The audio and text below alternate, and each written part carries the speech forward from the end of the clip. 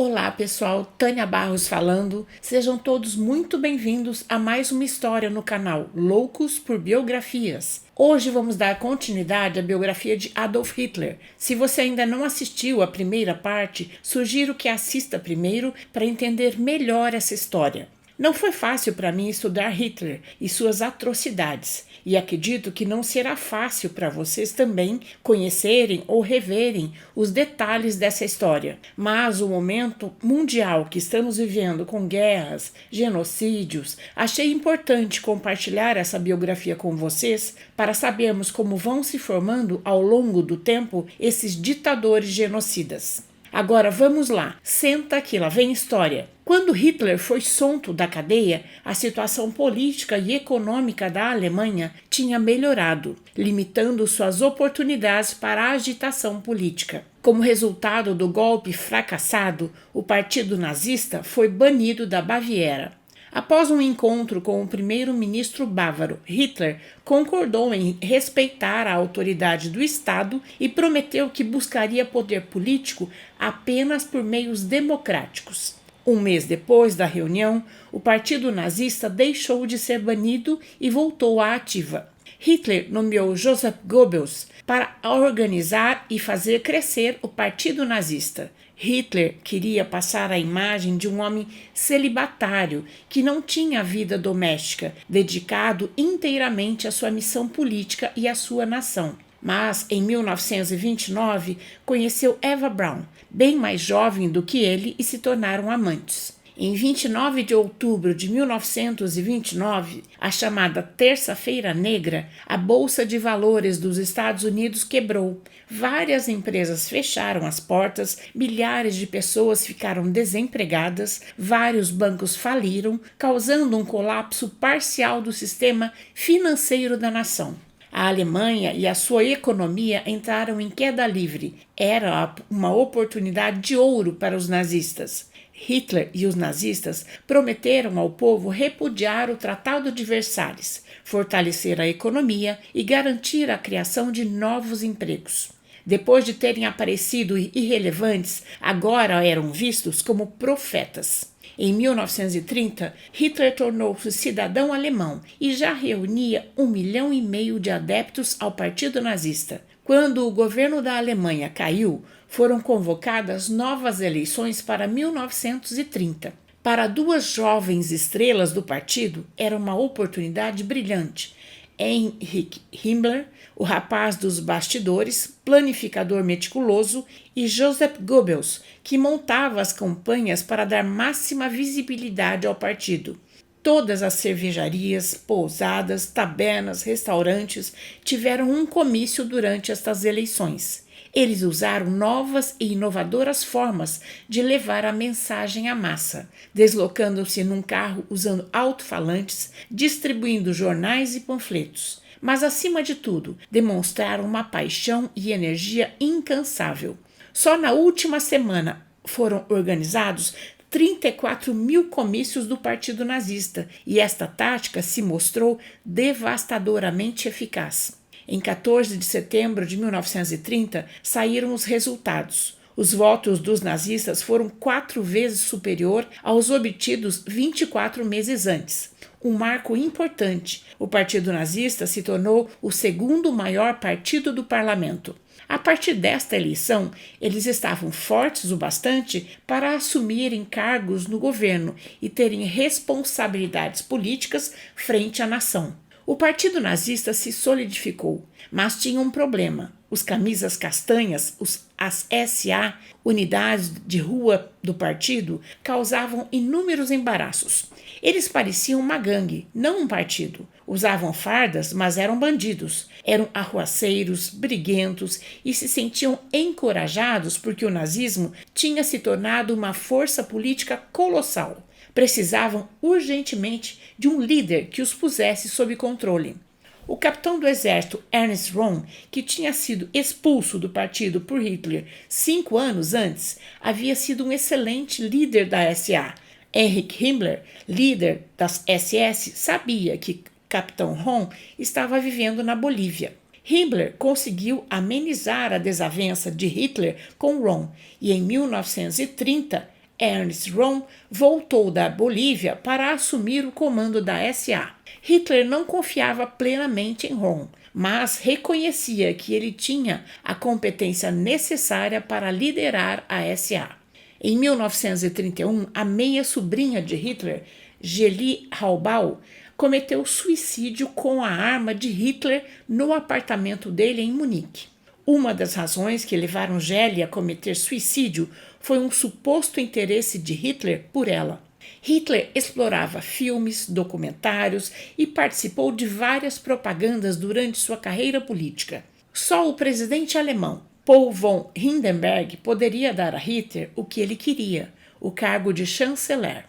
Então, Hermann Göring, valendo-se de sua reputação e bons contatos, conseguiu um encontro entre Hitler e o presidente Hindenburg. O presidente desprezava Hitler, não entendia essa política de massa nem de onde vinha Hitler, mas com o governo à beira do colapso e sem opções, concordou em indicar Hitler para o cargo de chanceler da Alemanha, em 1933. No dia em que Hitler foi nomeado chanceler da Alemanha, as tropas de assalto, as SA, marcharam triunfantes pelo centro de Berlim. Foi um momento incrível para os nazistas. No espaço de 10 anos, passaram de terroristas de rua a políticos poderosos. Como recompensa por Hermann Göring ter conseguido que Hitler fosse nomeado chanceler, ele nomeou Göring ministro do interior do maior estado da Alemanha, a Prússia. Göring amava o poder e era naturalmente agressivo, e como ministro do interior, podia tornar a política prussiana uma força policial que o mundo jamais tinha visto, a personificação do terror, a Gestapo, ou Polícia Secreta do Estado, incumbida de fazer espionagem política, mas com poderes abrangentes de detenção e prisão na Prússia. A Gestapo passou a atacar comunistas e fechar os olhos para os atos agressivos dos nazistas. Como chanceler, Hitler trabalhou para impedir que os oponentes do partido nazista se unificassem e tentassem formar um governo de coalizão de maioria contra ele. Com o impasse político se acentuando no parlamento, Hitler pediu para o presidente Hindenburg dissolver o parlamento e convocar novas eleições. 2 meses antes das eleições, o partido nazista precisava se fortalecer. O plano era um ataque total aos principais rivais políticos, os comunistas. Joseph Goebbels fez uma campanha dura com o slogan Ataque ao Marxismo. Mas só a campanha não bastava. Precisavam de algo que prejudicasse os comunistas, que ainda eram o maior partido do parlamento. Em 27 de fevereiro de 1933, o Reichstag, que é o prédio do Parlamento Federal, pegou fogo e ficou parcialmente destruído. Hitler culpou os comunistas pelo atentado. De fato, o comunista holandês foi capturado dentro do edifício, mas não se sabe ao certo quem foi o mandante. Por insistência de Hitler, o presidente Hindenburg aprovou o decreto do incêndio da Reichstag, que suspendeu vários direitos civis e permitiu que o governo fizesse prisões sem mandato judicial. O decreto dava ao presidente poderes emergenciais para proteger a população e manter a ordem pública. As atividades do Partido Comunista Alemão foram reprimidas e mais de 4.000 comunistas foram presos. Além da campanha política, a polícia prussiana desceu até a Alemanha com uma lista de detenções pré-estabelecidas de ativistas de esquerda. A SA, que funcionava como polícia auxiliar, passou a atacar e raptar os opositores comunistas e arrastá-los para celas de tortura. Nas eleições de 1933, os nazistas conquistaram 44% dos votos e se tornaram o maior partido do parlamento. Para conquistar controle político total, o governo de Hitler levou para a votação o projeto Lei para Redimir a Angústia do Povo e do Reich, que dava a Hitler e seu gabinete de governo o poder de passar leis sem o consentimento do parlamento por um período de 4 anos. Já que iria afetar a Constituição, a lei precisava da aprovação de 2/3 do parlamento. Então, os nazistas utilizaram as provisões aprovadas no decreto do incêndio do Reichstag e prenderam 81 deputados comunistas, impedindo que muitos parlamentares de esquerda participassem da votação. A lei habilitante foi aprovada e transformou legalmente o governo de Hitler em uma ditadura. O estilista alemão Hugo Boss foi chamado para desenhar o uniforme do exército nazista. O impacto visual da força e poder foi muito positivo. Eles se pareciam com soldados romanos. Tendo alcançado poder legislativo e executivo total, Hitler e seus aliados iniciaram o processo de repressão à oposição. O Partido Social Democrata foi banido e seus bens apreendidos. Os sindicatos de todo o país foram dissolvidos e seus presidentes foram presos e muitos enviados para os recém-abertos campos de concentração, onde os nazistas passaram a aprisionar os seus oponentes políticos. Como as SA, as tropas de assalto, causavam ansiedade entre as elites militares, industriais e políticas na Alemanha, Hitler decidiu se livrar da liderança da SA. Enquanto Hitler dava uma festa para os seus ministros e suas famílias nos jardins da chancelaria em Berlim, o líder da SA, Ernst Röhm, que era homossexual e isso desagradava Hitler, junto com outros adversários políticos, foram presos e executados. Parecia um filme de bandidos. Centenas de pessoas foram literalmente massacradas, fuziladas e mortas. O massacre ficou conhecido como Noite das Facas Longas. O presidente Hindenburg, prestes a completar 87 anos, ficou desorientado ao ser informado sobre o massacre. Mas boa parte da população alemã acreditava que Hitler estava apenas restaurando a ordem do país. Os nazistas cimentaram o espírito de união, criando a Frente Alemã para o Trabalho, uma organização que visava representar todos os trabalhadores, administradores e donos de companhia, refletindo o conceito de comunidade do povo, um projeto social de proporções épicas. Os jovens que estavam desempregados e apáticos se encantaram com a promessa de um futuro melhor. Pouco a pouco, os nazistas foram criando a visão de uma raça germânica superior. Apesar da excelente propaganda de Joseph Goebbels, a economia não ia tão bem como o partido nazista que fazia crer. Existia menos desempregados, mas os salários eram muito baixos e o apoio eufórico do povo começou a baixar. Então Goebbels introduziu em sua propaganda um bode expiatório. A economia em declínio não é culpa do povo Volk, e sim dos judeus. Em 1º de abril de 1933, os nazistas espalharam cartazes em frente às lojas dos judeus que diziam "Não comprem dos judeus" e assumiram posições ameaçadoras nas portas das lojas. Inicialmente, o boicote foi um fracasso. Muitos alemães entraram nas lojas desafiando a SA. Mas, como ministro de propaganda, Goebbels conseguiu mostrar o fracasso como um sucesso. Só que ele precisava convencer o povo alemão a boicotar os judeus e resolveu usar o rádio e a indústria cinematográfica, que estavam em recente ascensão para isso. Ele queria propaganda contra os judeus em todos os lares e em todas as ruas. Enquanto isso, Heinrich Himmler, líder da SS, prendia, torturava e matava muitos judeus, sob a alegação de que eram arruaceiros.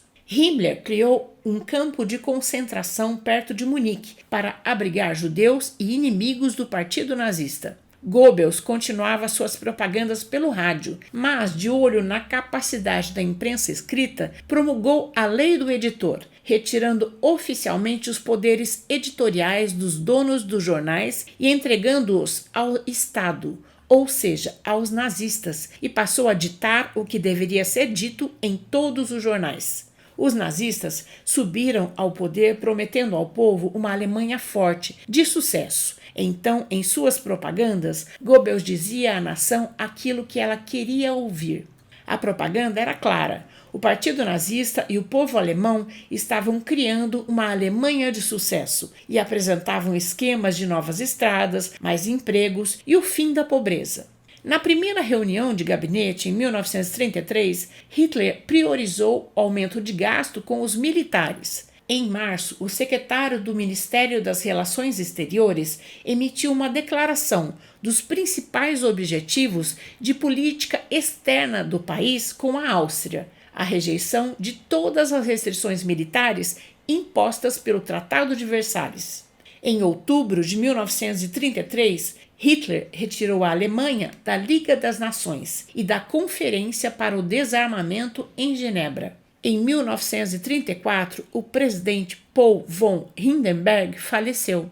Coincidentemente, no dia anterior, o gabinete do governo tinha aprovado a lei sobre o mais alto cargo do Reich, que afirmava que, caso Hindenburg morresse, o cargo de presidente seria abolido e seus poderes seriam fundidos aos do chanceler da Alemanha. Com essa lei em vigor, de um dia para o outro, sem eleição, Hitler se tornou chefe de Estado e de governo. Sua ditadura estava agora firmemente estabelecida e ele iniciou uma reforma econômica para preparar o país para a guerra.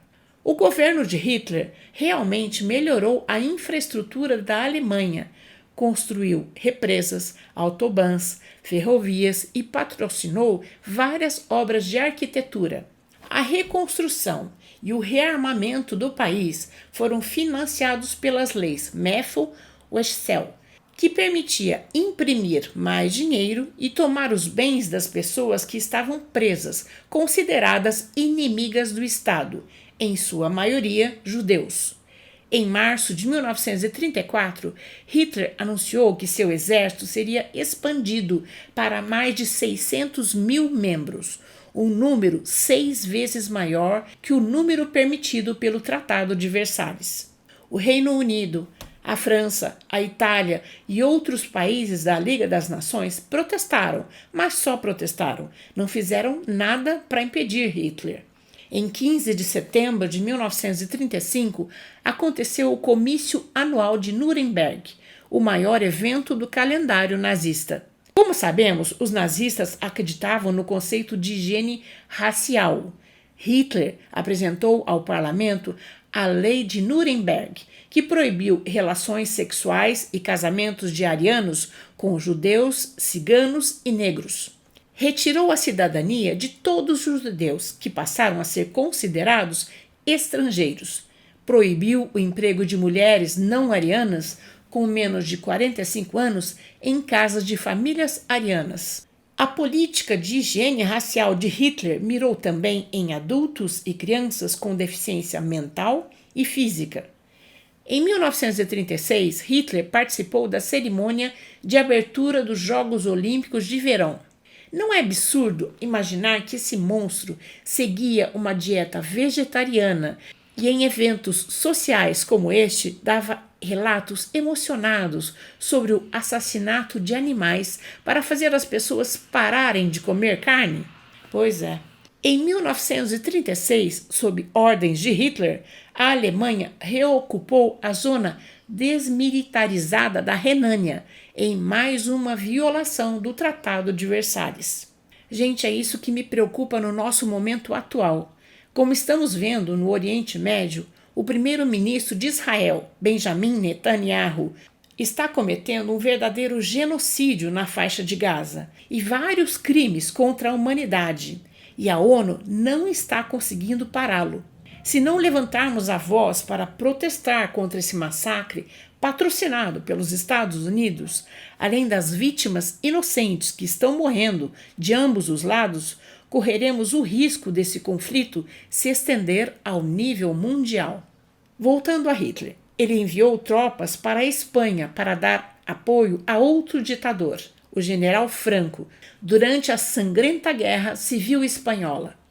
Com as fábricas produzindo armamentos a todo vapor, o número de desempregados na Alemanha caiu de 6 milhões em 1932 para 1 milhão em 1936. Mas, em agosto de 1936, por causa dos gastos com o rearmamento, a Alemanha enfrentou um novo princípio de crise econômica.